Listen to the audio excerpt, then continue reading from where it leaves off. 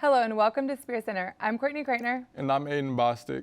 Before we begin today's show, we'd like to remind everyone to stay on the hunt for the Spear's newest printed edition magazine. It is the 50th edition and just hit our campus distribution points earlier today. Yes, Courtney, yes they did. And for those who are wondering, those distribution points include the Student Union, the MLK Library, the SRAC, the Student Village, and South Campus. And now on to sports. San Jose State baseball suffered a 3-game sweep courtesy of USC last weekend. There were bright spots shown with starting pitchers Ethan Ross and Jonathan Clark delivering their most efficient outings of the year, and Charles McAdoo continuing to mash at the plate. McAdoo has reached base safely in every game, and his OBP is a notch below 500. Each game was competitive to the end, but the Spartans lost the series, giving up 8 total home runs and big scoring innings from the Trojans. Matt Weiner has the full recap. San Jose State Spartans just suffered a 3-game sweep courtesy of the USC Trojans over the last 3 days of their spring break. In Game 1 of the series, the Spartans held a 5-0 lead going into the top of the 7th. Almost every Spartan was punching in productive at-bats, while starting pitcher Jonathan Clark was dealing on the mound. Clark also got some help along the way from catcher Omar Gastelum, who threw out 3 base runners in the game, including 2 in the first inning. Despite the strong start, USC roared back to tie the game at 5 in the bottom of the 7th, mostly thanks to a 3-run shot from Trevor Halsema. The Trojans then tacked on another 2 runs in the bottom of the 8th to secure Game 1 of the series 6-5. That's the start, obviously, we've been looking for, and even that inning, we hit a guy, but we felt like he had executed a 2-strike pitch, and a base hit, and then the matchup on the home run we were okay with. Just kind of spiraled a little, quickly right there, and but still it's only 5-3, and we're in okay shape. But obviously, it's the big inning has been a little bit of our nemesis, and obviously it was there. In Game 2 of the series, Ethan Ross punched in some of his cleanest innings of the year, but he got bit by the long ball, giving up 3 runs in the form of 3 solo shots in the first 4 innings of the game, including back-to-back bombs in the second. The Spartans bounced back with 2 runs in the 5th to make it 3-2, then took the lead on a Dalton bowling moonshot to left field. A sac fly from USC's Trevor Halsema knotted the game up at 4 and was one of 3 RBI for Halsema on the day. In the 8th inning, Charles McAdoo gave the Spartans a 5-4 lead with a bomb to left field. The Trojans then rallied back with back-to-back home runs for the second time of the day in the bottom of the 8th to tie and take a lead that would grow to 2 on a sacrifice fly. USC ended up taking the heartbreaker 7-5. In the third and final game of the series, it was all Trojans early on, as USC teed off on Spartan starter Aidan, scoring 6 in the bottom of the 2nd. It started with a grand slam via Johnny Olmstead that put the Trojans up 4. It was then followed up by a solo home run from Nick Lopez. It was the final home run of the series, making it 8 total in 3 games. The Trojans wouldn't score after that, but it was plenty for starting pitcher Charlie Hurley, who went 8 innings, allowing 2 hits and 2 runs, but both were unearned. The Spartans' bullpen shined, allowing no runs after Aidan's start, but it meant nothing with the bats struggling mightily. USC went on to win 6-2. The softball team had a tough weekend series. After winning the first game, the Spartans would lose to the next 2 games to rivals Fresno State. They will look to get back into the win column on Thursday and on the road against Pacific at 4 p.m. The Tigers are coming off a win against Northern Colorado. Senior third baseman Alyssa Graham continues to be a hitting machine at the plate. Graham leads the Mountain West in hits with 45. The Spartans currently sit in 5th place with a 3-6 conference record and a 17-16 record overall. Pitching has been key to the team's success as the Spartans currently rank 2nd in the league with a team ERA of 2.19 and tied in first for the least amount of home runs allowed, with 11. If the SJSU softball team is going to make a late season push, it will be on the arms of its pitching staff. The 2022 spring game was a time for the Spartan faithful to reconnect and hang out, but more importantly, it shined light on what to expect in the following season.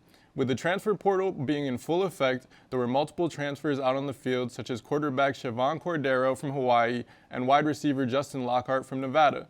While it is early, the pair showed flashes of what could be in store for next season. In the first drive of the game, Cordero hit Lockhart down the sideline for a touchdown and connected again on multiple occasions later on. Get your popcorn ready, folks, because next year could be a special one. Now we head down to South Campus, where the Spears' Anthony Lucido meets up with the team playing the fastest game on 2 feet.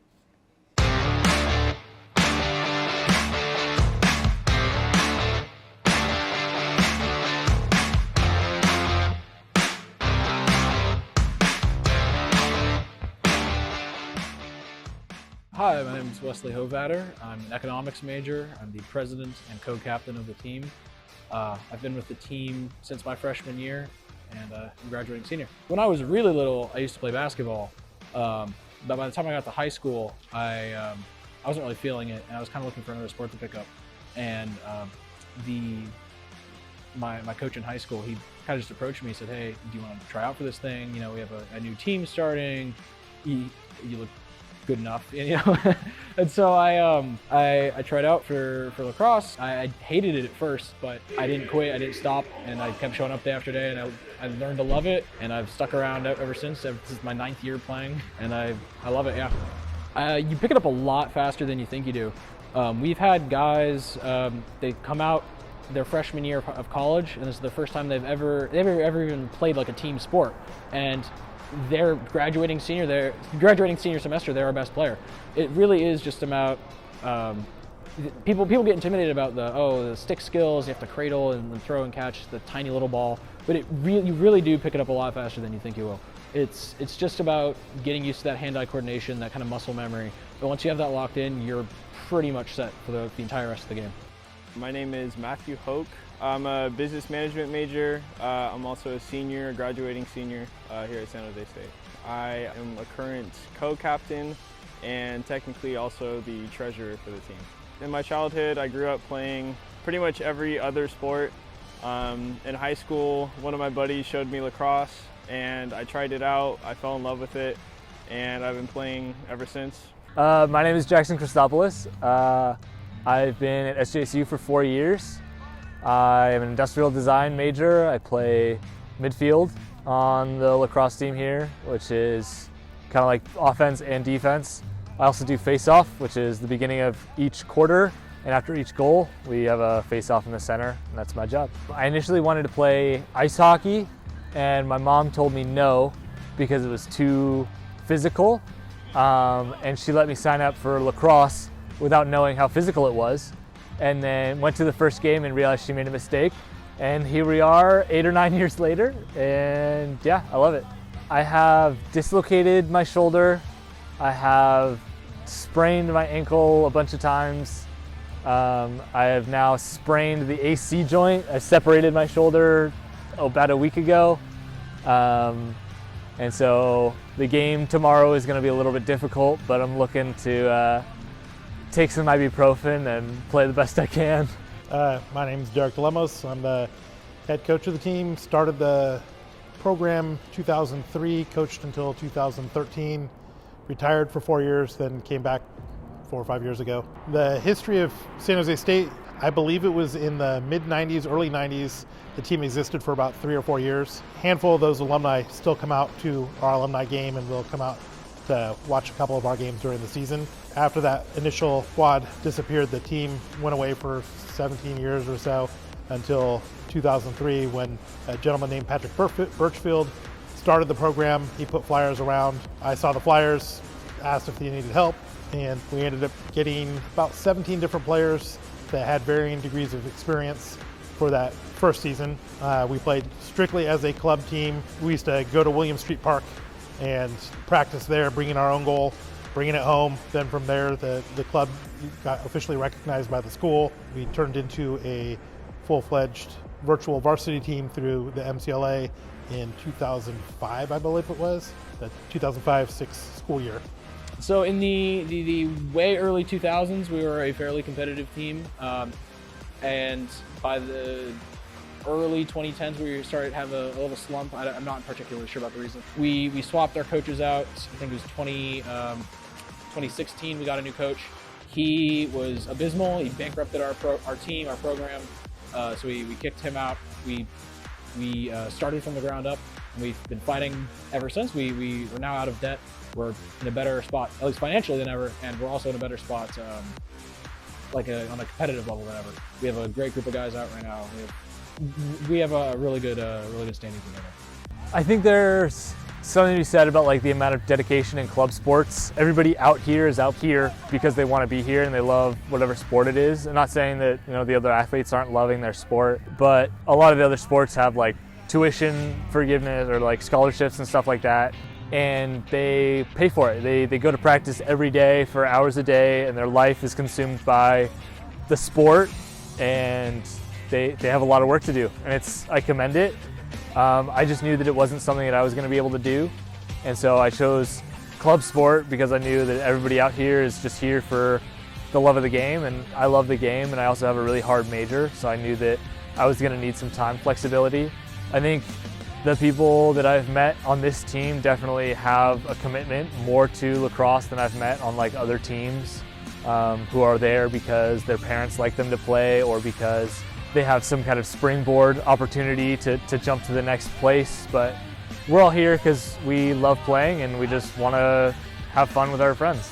Lacrosse in the country, for the most part, is a sport that people play for the love of the game. The NCAA has Division I, Division II, Division III teams, and most of the big schools that you hear back east, North Carolina, Syracuse, Maryland, Johns Hopkins, Princeton, those type of schools are NCAA Division I. But most of the schools that you can think of, Michigan State, Georgia Tech, Wake Forest, Florida, Miami, Texas, Texas A&M, Cal, UCLA, Washington State, every big school is on our level. It's called the MCLA, it's Men's Collegiate Lacrosse Association, and we are considered a virtual varsity. Due to Title IX, schools can't offer more scholarships for men than women, so most of these schools have decided to drop that program. But they are still very serious programs. A lot of the schools have budgets of $300,000 per season. So a lot of schools travel across the country, and these games are live streamed, and our championship game is on CBS Sports Network, and it is what we call a virtual varsity because it's not NCAA, but it is the best that each school has. I think that has to do a lot about just the size of the budget between the two. At the athletics program, they get millions of dollars a year, both from alumni donations, but also just from grants. We have a significantly smaller size budget, so we advertise less and we have to charge dues and that kind of stuff. Just club sports in general, you have to charge dues. And so it's a lot more grassroots and from the ground up that way. I don't think that means our sport's any less like valid or any less competitive, because we're doing the same thing they are. We're going out, playing other schools, fighting our asses off, representing San Jose State. I think it literally is just a matter of their billboards are bigger than ours, and that doesn't matter as long as we can get out there. Personally, I try to come out here every day and make it as competitive as I can. I'm lucky enough to have people that come out and support me at the games, so it feels competitive to me. And I mean, when we're out there playing a game for 60 minutes, it's definitely competitive. I really like how dynamic it is and how different each team can be. In high school, I knew a lot of teams that were really physical, and I knew a lot of teams that were really fast and not as physical. The different kinds of plays that each team can run is very different depending on who you play and their different players' strengths. So I think there's just so much that's different team to team and player to player, that you can have a really strong defensive player or a really strong offensive player that is still completely different than your other really strong offensive player, and everybody can have their very niche skills and be set out from every other player on the field. I really like, the sport's a lot of fun. It's an unusual sport, so when you're walking around with a stick, a lot of people are always asking you questions, and you always get a lot of friendly faces, people that play the sport in high school, people that want to play in college, that kind of stuff. And in that way, it's almost about the culture around the sport. Like, the sport's really fun to play. I wouldn't be out here if I didn't have a blast, practicing every day at games and every day. But the friends that I made out here on the team, the people that I meet out here in the community, it's just it's amazing. It's just guys being bros, dudes being guys. I love it. I wouldn't trade it for the world. I think the biggest thing with lacrosse at San Jose State is the family. We have an alumni game every year, and this last year I think we had 37 alumni that showed up. I've got, I think, 9 alumni from the past that are going to be in LA this weekend to come watch us play. Went to Mexico for a wedding of one of the founding members who also happened to be a coach here for a number of years. We had, I think, 7 or 8 former lacrosse players that were there at a wedding in Mexico. And these guys are friends for life, and that's what each generation, each class builds that friendship that hopefully continues on for life. Well, it's the fastest game on 2 feet. Oh, there it goes. My name is Wesley. I'm the president of lacrosse, and you're watching The Spear.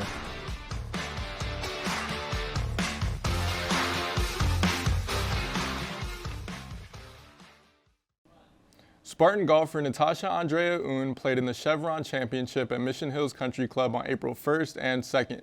The Chevron Championship is considered to be the most iconic event in women's golf, and Un was one of the few amateurs in the field. Un posted a 2 over 74 on the first day before improving to a 1 over 73 in the second round. Despite missing the cut, Un finished ahead of major champions Stacy Lewis, Sung Hyun Park, Jung Eun Lee 6, and Angela Stanford. Jennifer Kupcho won the event by 2 strokes for her first professional victory.